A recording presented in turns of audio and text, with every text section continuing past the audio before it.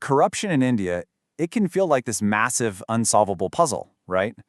But what if I told you the playbook for fixing it has already been written?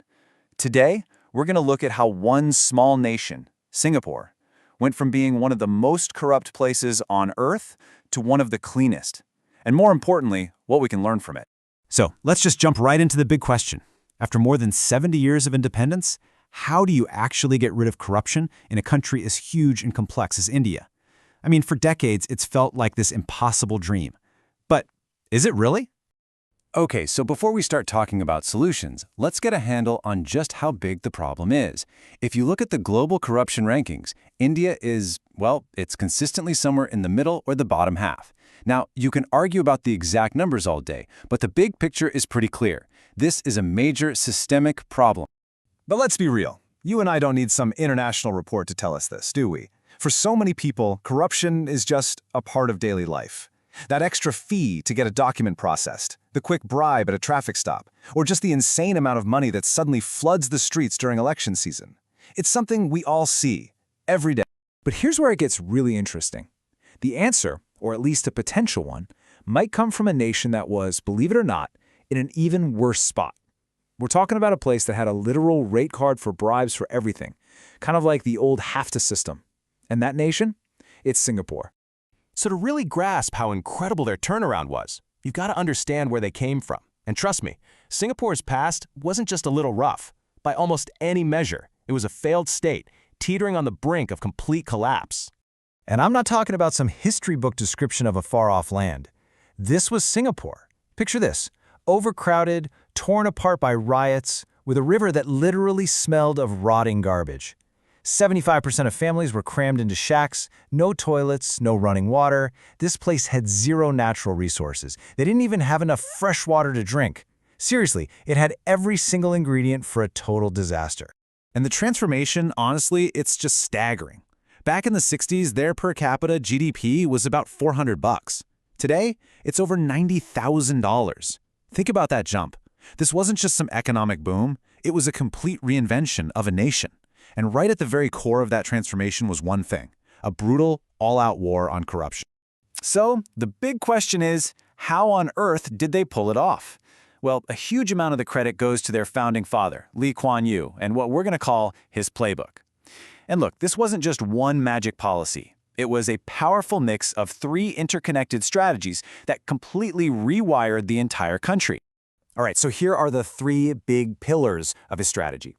First up is signaling, which is basically about actions speaking louder than words. Then there's deterrence, making punishment a sure thing, not just a scary threat. And finally, remuneration, and this is the controversial one, paying your best people what they're actually worth. Let's dig into each one. Okay, let's kick things off with signaling. Now, this is a concept that actually comes from game theory, and the core idea is super simple. Talk is cheap, right? Anybody can get up on a stage and say, "I'm an honest person." But to make people actually believe you, you have to do something that's costly, something that's hard to fake, an action that screams your true intentions.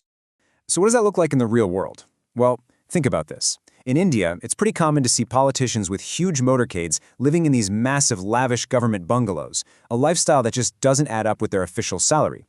Now contrast that with Singapore. When Lee Kuan Yew took over, the British left behind this gorgeous palatial residence for the prime minister. And what did he do? He refused to live in it. It was this massive, powerful signal that things were going to be different. And get this, that bungalow is still empty today. All right, on to the second strategy, deterrence theory. And this one is all about psychology. Think about it. What really stops someone from breaking the law? Is it the thought of a life sentence maybe, 20 years down the line? Or is it the almost certain knowledge that you will get caught and you'll face the music fast? A 99% chance of getting caught is way scarier than a 1% chance of a super harsh penalty.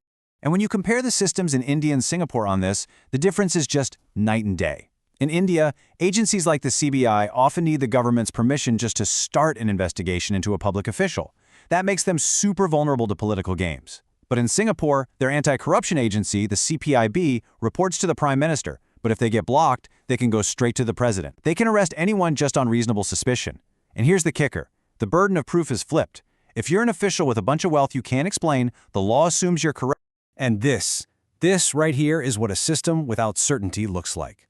Look at the numbers for India's Enforcement Directorate since 2014. Out of thousands of cases, Just 1% have actually gone through a completed trial. 1%. The other 99%? They're just stuck in this endless pending limbo. And if there's no real chance of a case ever ending, well, there's just no deterrence, is there? So really, it just boils down to this simple math. In India, if you get investigated, there's a 99% probability that your case won't even finish this year. But in Singapore, if their agency charges you, there's a 99% chance you're getting convicted, and it's all going to happen within a year. Now you tell me, which of those systems do you think actually scares a corrupt official?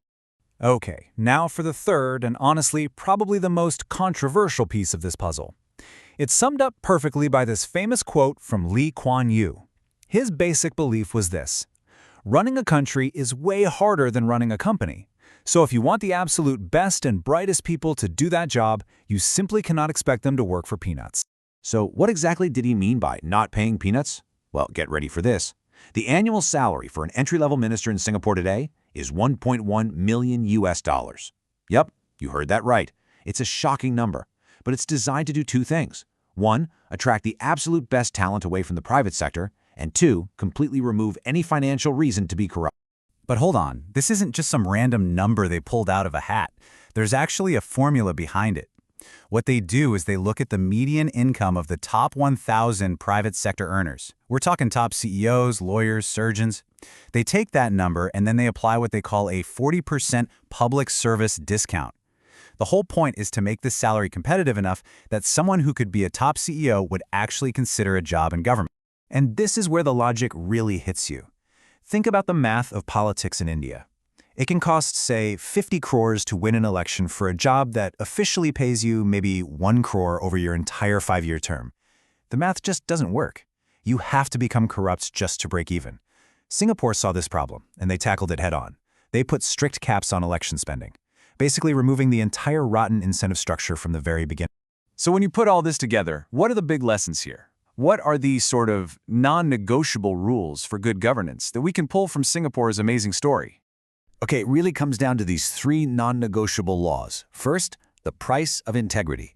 You either pay for top talent up front or they'll find a way to earn it through the back door. Second, certainty over severity. A 99% chance of a year in jail is a much bigger threat than a 1% chance of a life sentence.